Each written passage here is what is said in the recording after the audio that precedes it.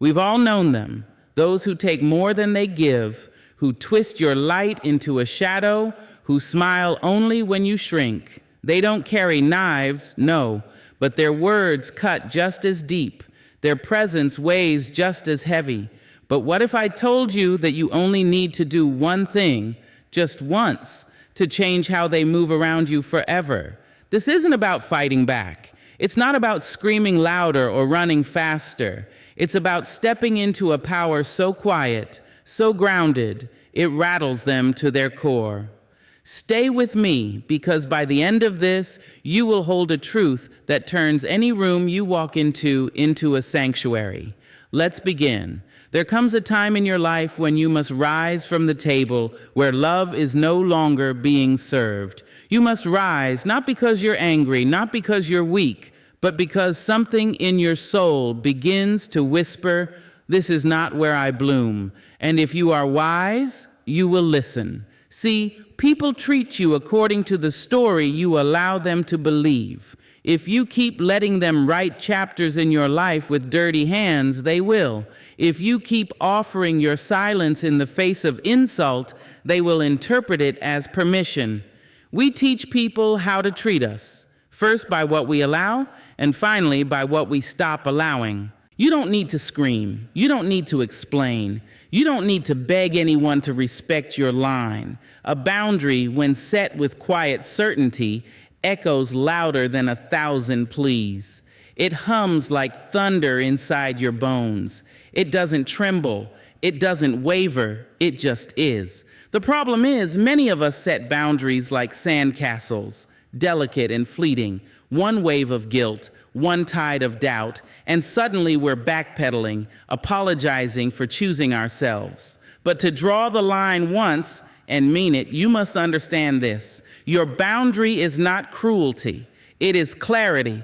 It is not rejection. It is protection, not from others, but for yourself. To draw the line once and mean it means you no longer need repeated offense to justify your departure.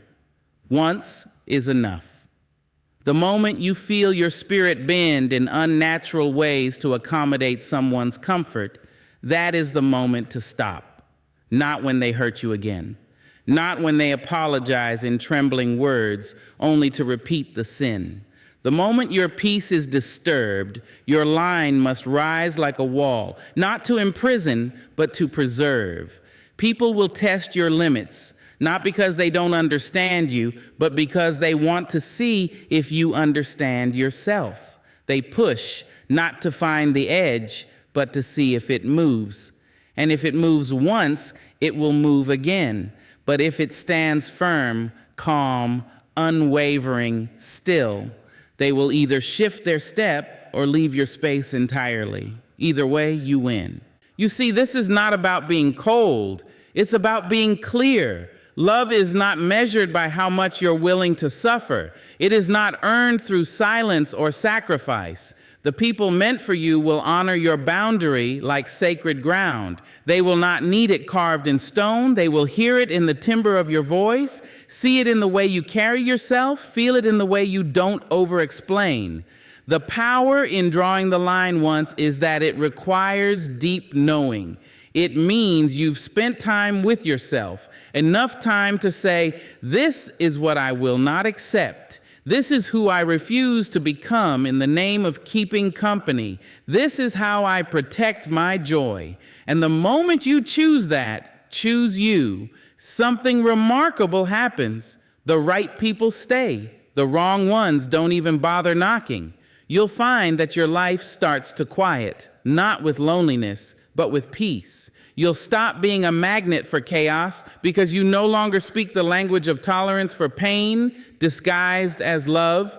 And yes, it will be hard at first. You will shake. You will question. You will wonder if maybe you're overreacting, if maybe they didn't mean it like that, if maybe you should give them one more chance.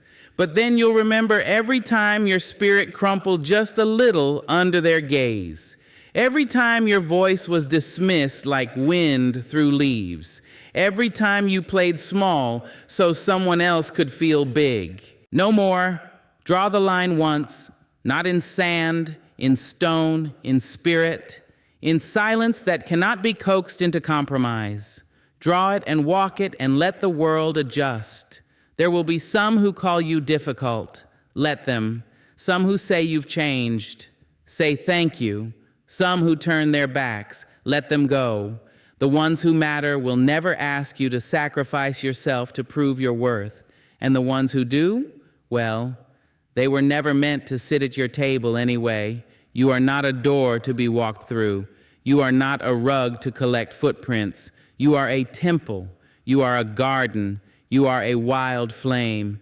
Treat yourself as such and watch the world shift around the fire you become. Draw the line once and mean it. There is a moment in every life when you must decide, will you carry your pain like a chain or wear your healing like a crown? Too many of us have been taught that suffering is a garment we are meant to wear until it dissolves. But suffering, my dear, is not meant to be worn. It is meant to be outgrown. You are not what happened to you. You are what you chose to become after it. Pain may visit, yes.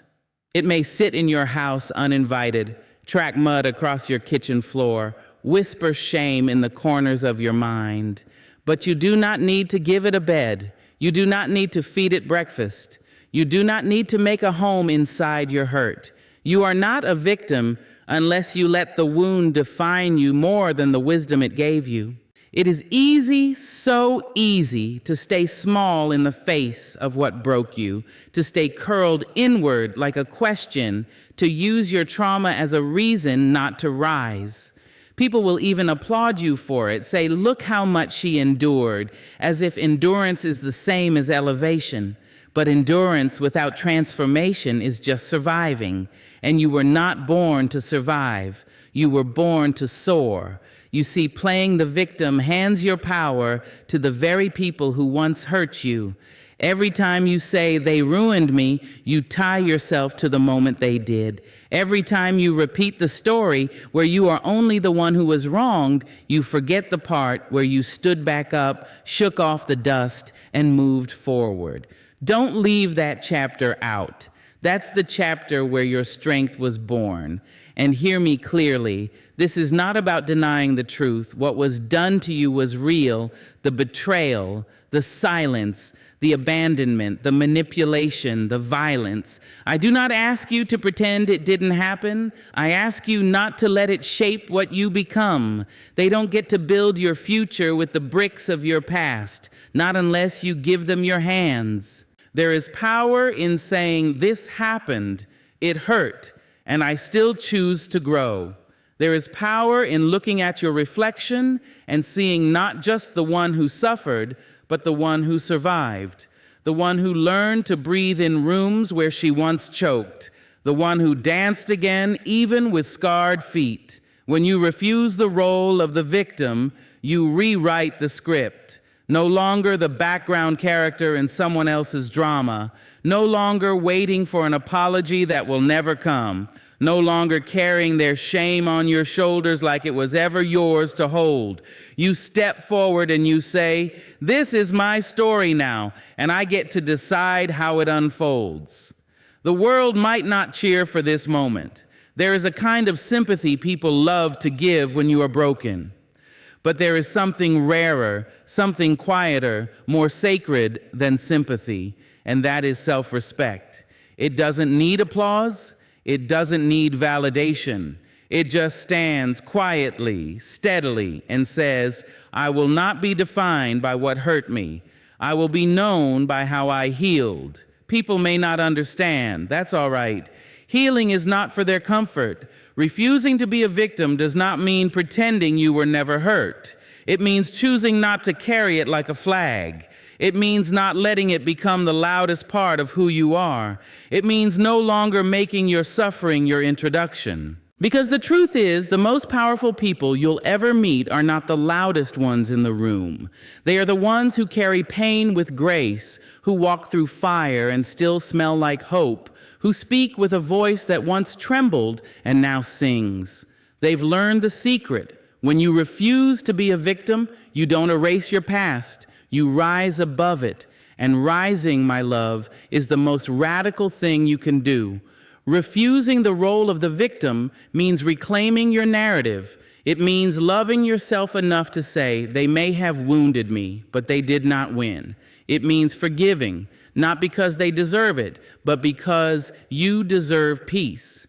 It means walking forward even when your legs still shake, speaking truth even when your voice is soft, standing tall even if the world only remembers you for how you fell. But you'll know, you'll remember. You'll see your reflection one day and smile, not because you were never hurt, but because you refused to stay broken. And that, my dear, is strength. Not the kind that shouts, the kind that endures, that heals, that chooses to rise. There comes a time when your soul no longer wishes to argue, no longer aches to be understood by those who refuse to listen the first 100 times, no longer begs to be seen by eyes that were never looking in your direction. It simply wants peace, and peace, my dear, is not found in chaos. Peace is found in the quiet exit, the clean goodbye, the kind of leaving that does not slam doors but closes them gently for your own sake. There's a belief we are taught that to leave something behind, especially someone who once held our heart, we must make noise, that we must explain, perform, defend our right to walk away. But you don't owe anyone a spectacle. You don't need to set fire to the bridge. You don't need to curse their name or recount every bruise they gave you. Dignity is not in the fire. It is in the grace of your silence. It is in the strength of not needing to be loud in order to be free. You see, drama feeds on attention. It grows with every retelling, every text, every confrontation. But dignity does not require an audience. Dignity is the quiet way your hand loosens its grip on what no longer grows you. It is the way you walk out of a room with your head high, even if your heart still stumbles behind. It is knowing you are not abandoning them. You are returning to yourself. There will be voices, of course. Some within you, some outside, whispering, "Don't you want closure?" But closure does not come from them. It comes from the moment you realize you were waiting for someone to undo a damage they had no intention of ever making right. Closure is not found in another conversation. It is found in the pause where you finally stop chasing the end of a story that should have ended long ago. And yes, you will feel tempted to go back, to say one more thing, to answer the message, to defend your choices. But remember this, the more you explain, the more you stay entangled. Detachment is not a war, it is a surrender, not to them, but to your own peace. You stop showing up to a battlefield where no one ever fought fair. Detachment does not mean you no longer care. It does not mean you are cold or indifferent. It means you love yourself enough to walk away from what has become a prison for your spirit. You stop making excuses for their behavior. You stop interpreting crumbs as kindness. You stop building homes in places where you are only ever a guest. It takes great courage to choose quiet over chaos, to sit with the ache instead of numbing it with more arguments, more chances, more hope. But when you do, when you choose to leave with grace instead of fire, you begin to hear yourself again. You hear the part of you that says, you are not too much, you are just no longer in the right place. And let me tell you something. When you walk away with dignity, the people who once fed on your reaction will starve. They won't know what to do with your silence. They'll call it cold. They'll call it dramatic. They'll say you never cared. Let them. Their confusion is not your burden. Your peace does not require their understanding. You will feel lonely sometimes. That's true. There is a grief that comes with releasing what once felt like love. But not everything that felt good was good for you. Some things only felt like love because we were starving. And now you are learning how to be full on your own. That is what detachment is. It's not about erasing the memory. It's about honoring yourself enough to no longer live inside it. Detach with dignity. Let your healing be quiet. Let your strength be still. There is no need to win an argument when your peace is already the prize. You do not need to speak louder to be right. Sometimes the most powerful thing you can say is nothing at all, because those who truly know your worth will never need to be reminded of it. And those who forgot it, let them go, quietly, completely, without bitterness, without applause. Just like that, because you, my dear, are not a performer. You are not a page in someone else's script. You are the author now. And this next chapter, it begins in silence, with your hand on the door and your heart finally free. There are some things in life too sacred to be placed on the table for negotiation. Your peace is one of them. It is not a favor someone grants you. It is not a gift you borrow until someone else says it's time to return it. Your peace is not a shared possession, not a space for public debate, not a trophy to be handed over every time someone disagrees with the way you live your truth. Peace is a quiet room inside you. It is the place you retreat to when the world becomes too loud. And for far too long, you've let people walk in with muddy shoes and careless voices, rearranging your furniture, drawing curtains on your light. You've let them speak too loudly in rooms that belong only to you, not because you didn't value your peace, but because somewhere along the way you were taught to put others first, even if it cost you your calm. You were taught that to be good meant to be agreeable, that to be kind meant to be accommodating, that love meant making room, even when you were already shrinking just to fit in your own life. But peace does not thrive in a house that keeps making itself smaller for other people's comfort. Peace needs space, space to breathe, space to be still, space to stretch without apology. And one day you will reach the moment where the discomfort of pleasing others becomes heavier than the discomfort of disappointing them. And in that moment, you will choose peace. Not because you are cruel, not because you no longer care, but because you finally do. When you begin to guard your peace, the world may resist. Some will call you selfish. Some will say you've changed. They will ask why you no longer answer every call, respond to every chaos, fix every fire that doesn't belong to you. Let them ask. You are no longer in the business of explaining why you will no longer abandon yourself for the sake of being liked, because your peace is not up for discussion. It is not something you ask permission to keep. It does not belong to your boss, your lover, your friend, your family. It is yours. It is earned through every hard choice, every boundary set, every no spoken with trembling lips, but unwavering truth. And anyone who truly values you will never demand you sacrifice it to prove your loyalty.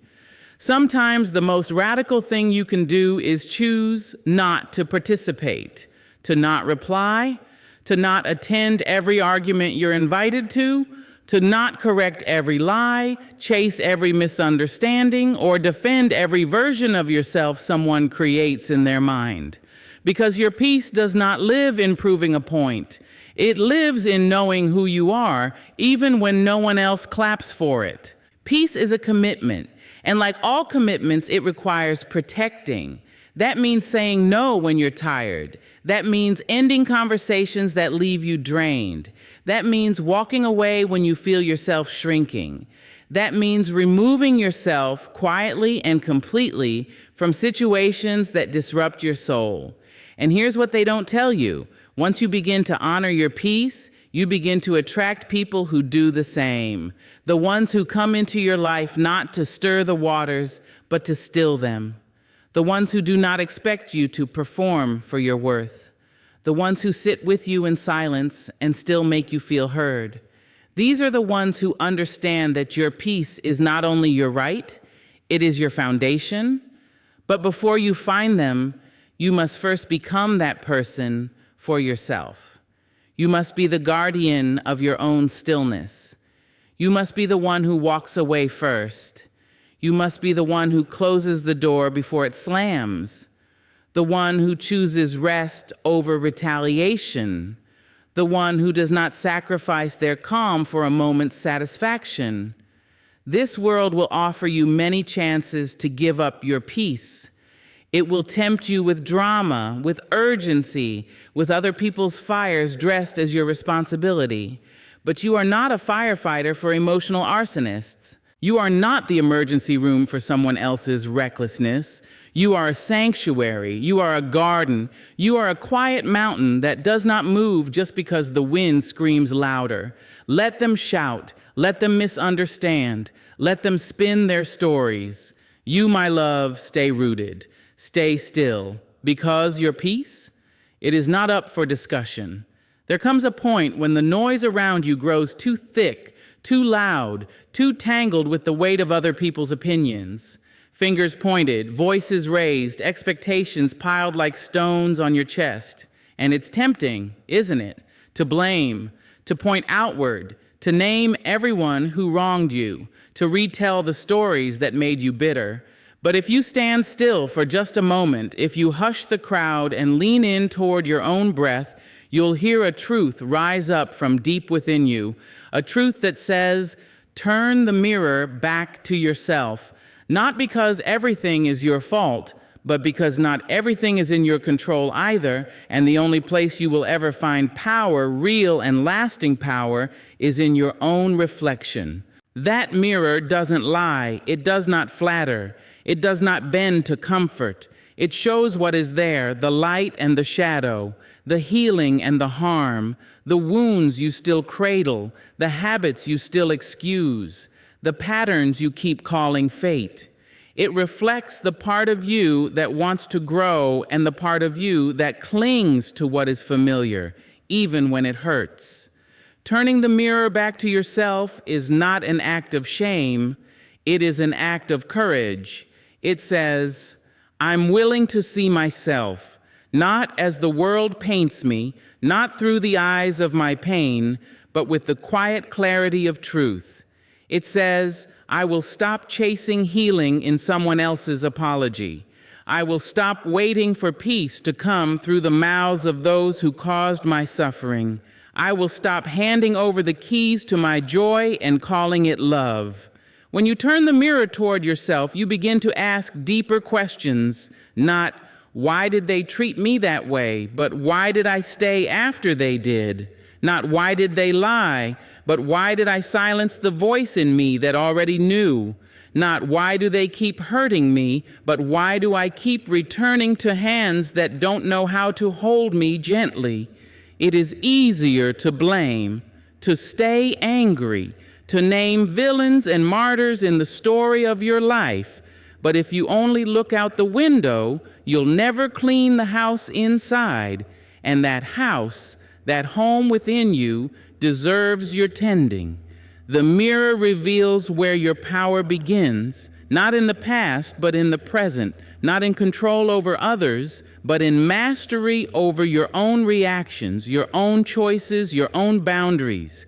That's where freedom lives, not in wishing they'd change, but in choosing who you will become now. Maybe you've been running, maybe you've been avoiding that mirror, afraid of what you might see. But there is no shame in being unfinished. There is no weakness in saying, I have things to unlearn. The strongest people are not the ones who claim to be right all the time. They are the ones who are willing to grow in plain sight. Turn the mirror back to yourself and you will see the places where your silence became your wound, the places where your kindness was a mask for your fear, the times you said yes when your soul was screaming no, the times you confused love with being chosen, no matter the cost. But you'll also see your resilience, your becoming. You'll see how far you've come, even when you stumbled. You'll see the light in your eyes that refused to go out, even when the night tried to swallow you.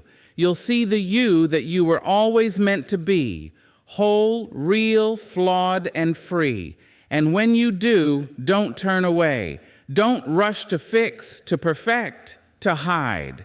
Stand there, hold your own gaze. Tell yourself the truth. Not the one shaped by guilt or regret, but the one shaped by the deep, fierce grace of a person finally ready to come home to themselves. This is not about blame. This is about ownership, not of what was done to you, but of who you choose to become in its aftermath. Because healing doesn't happen when the world changes.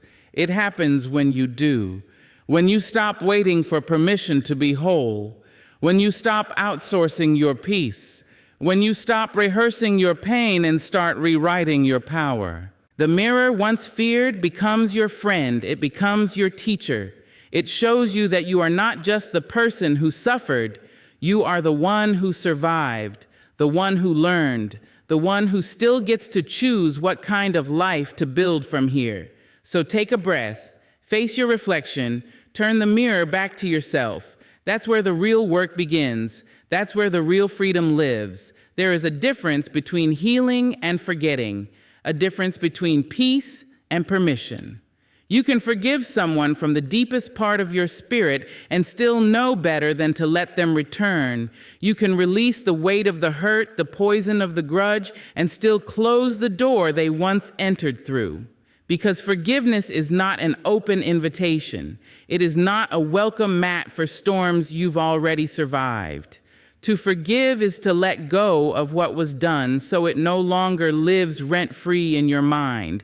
But to invite it back in, to pretend it never raged through your life and tore your calm apart, that is not love. That is not strength. That is a slow forgetting of your own worth. Some storms don't come to teach. Some come to destroy. And when the clouds finally clear, when you've rebuilt your shelter, when your peace returns like sunlight over broken land, you owe it to yourself to remember how much it costs to heal. Not with bitterness, but with wisdom. You forgive for you, not for them, because your heart is not meant to carry the weight of what they did. Forgiveness is not saying it didn't matter. It's saying it mattered, but I choose to live free, free from rage, free from the endless cycle of questions, free from the need for repayment that will never come. But living free also means protecting that freedom. You wouldn't rebuild your home after a hurricane only to leave the windows wide open at the next warning. You wouldn't let the same winds sweep in twice and call it compassion. Wisdom is learning the pattern. Strength is breaking it. There will be people who don't understand. People who say, but if you truly forgave, you wouldn't need distance. Let them misunderstand. They don't know what it took to patch the holes in your soul. They don't know the quiet nights you spent convincing yourself to stop looking back. You can love someone. You can release them from your anger. You can wish them well and still not want them anywhere near the life you're building now. Forgiveness is an internal shift. It is you saying, I will no longer let what they did define how I feel about myself. But boundaries, that is an external vow. That is you saying, I will no longer let what they did define how I allow myself to be treated. You are not hard-hearted because you choose not to return. You are not unforgiving because you choose not to forget. You are not unkind because you prioritize your healing over someone else's comfort. There is no award for allowing people to hurt you again. There is no medal for the most wounded heart. You get to forgive and still walk away. You get to release and still refuse to reopen what once broke you. You get to be kind and still be clear. That door is closed, not out of spite, but out of self-respect. Because peace is not passive. Peace is powerful.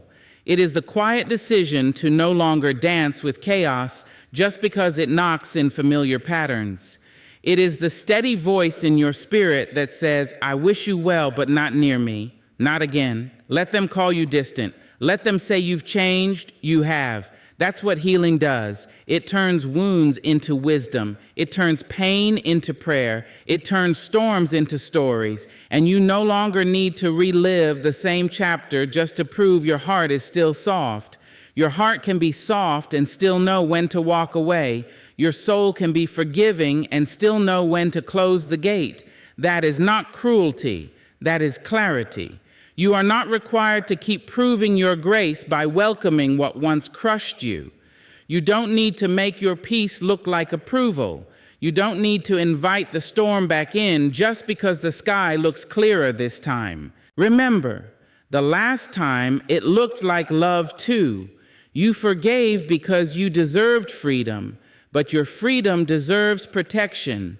So let the storm pass, let the skies clear, let the wind lose your name. But don't wait at the window. Don't answer the knock. Don't forget how long it took to find the calm you now carry. You've already walked through fire. You've already rebuilt with trembling hands. This peace, it's yours now, and it's not up for negotiation. Toxic people don't leave because you yell. They leave when they realize your spirit is no longer accessible to them. The first and final step, choose yourself, fully, once, and without apology. And when you do, you'll see them fade like shadows in the rising sun, not because they changed, but because you did.